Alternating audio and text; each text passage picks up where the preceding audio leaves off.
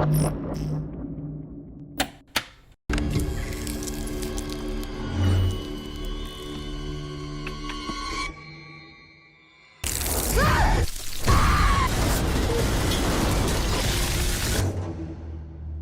what made you want to tackle a horror movie about spiders for your first feature film?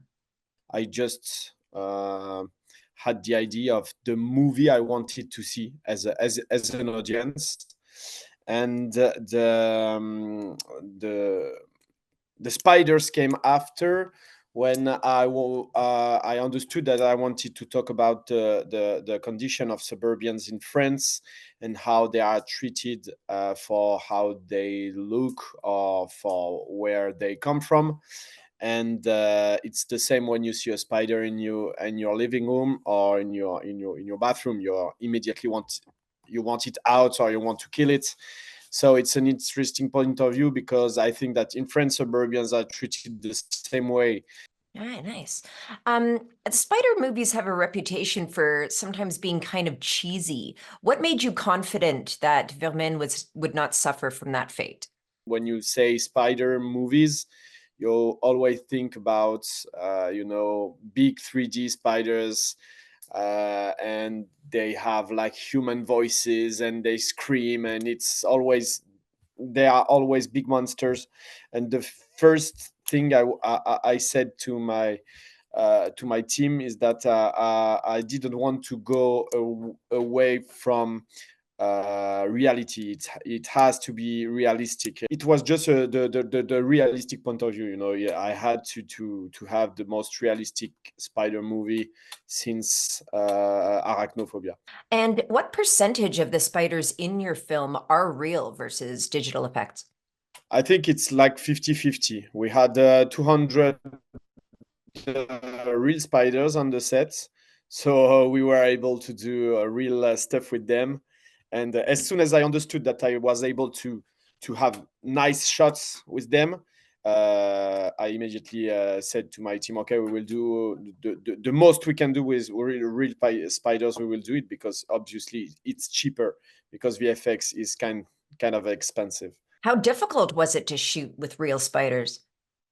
It was kind of easy, because they are really simple creature. They run fast when they have energy, and they don't move anymore when they don't have energy anymore. So they can run for about 10 seconds, and after these 10 seconds they are completely completely tired, and they don't move anymore. So as soon as you understand that, you know that if you need the spiders to go from this point to this point, you have to shoot it and have a spiders with a lot of energy. If you need a spider, a slow spider on a wall, you have to let the spider walk for or run for about 10 or 20 seconds, and after you will be able to do whatever you want. But they are really nice and fragile creature, and they are more afraid of you than you are afraid of them. So you have to understand them, and you will see that they are a nice creature. Je ne te crois pas. I don't believe it. I'm not buying it. So you're not afraid of spiders? I'm not, but some of the actors were, like the two actresses, Sophia and Lisa, but they managed to work with them, and they treated their arachnophobia by working with them, and they understood the spiders. And when you are able to hold the spider in your hand, you understand how small they are. Okay, let's talk about something else. Un truc qui tue aussi rapidement, c'est impossible, non? Ce qu'il avait au bras, là, ça vient pas d'une seringue. Si ça vient pas d'une seringue, ça vient de quoi alors?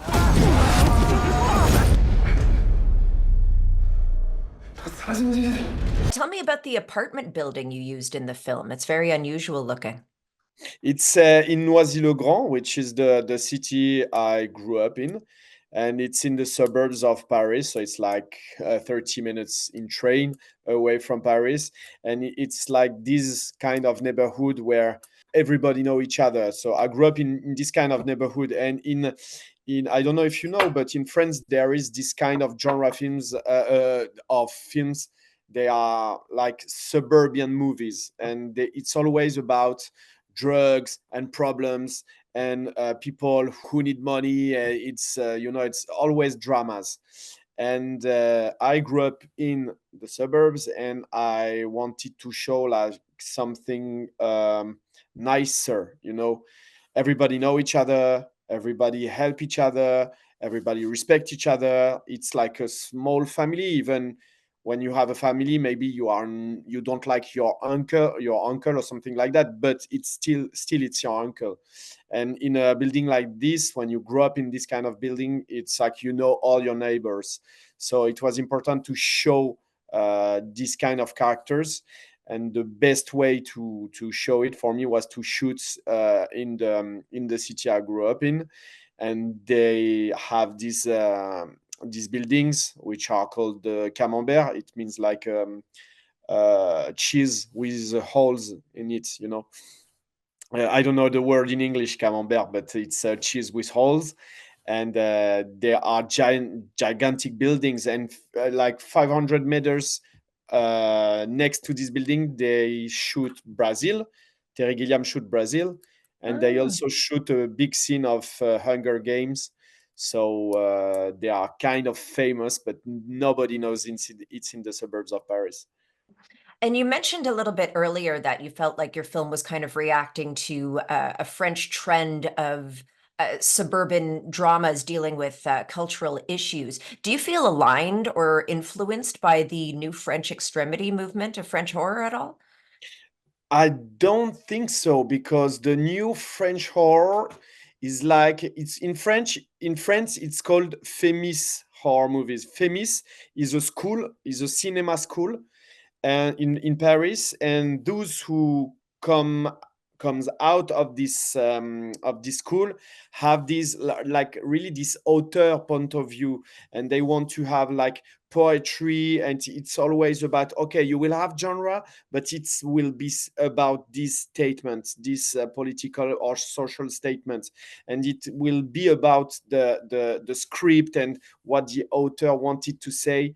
And you will have like a small vampire, something like that. And my movie, I wanted it to be something really entertaining. I wanted the statements to be hidden behind the entertainment. The first thing that you want to have when you see Vermine is you have to enjoy it, you have to have fun. And after, if you go out of this movie saying, oh, maybe talk about this or that, I'm happy. How do you feel about the anglicization of the title of the film from Vermine to Infested? It's not quite a direct translation. And does it lose some of the political nuance that you were going for? I really don't know. First, though, I wanted to keep Vermine because Vermine is like a title. In French, Vermine means the bugs and the things that you don't want to have in your house. And it's also like when you see it from a political point of view, some politics in France tells that we have vermines in the suburbs, and they have to deal to take care of this problem. And in the US, it's different. Your suburbs are so different from ours. So, and vermin, they told me that it's more like rats and mices. So I heard them, and I asked them, do you have something that can be both, that can reflect to like the police and our characters, and to have this parallel? And we have some some meetings, and they told me that Infested is like something that's spread and you don't want it to spread, and it's like something that you don't want in your house, so it can reflect for spiders or for the suburbans. I trusted them.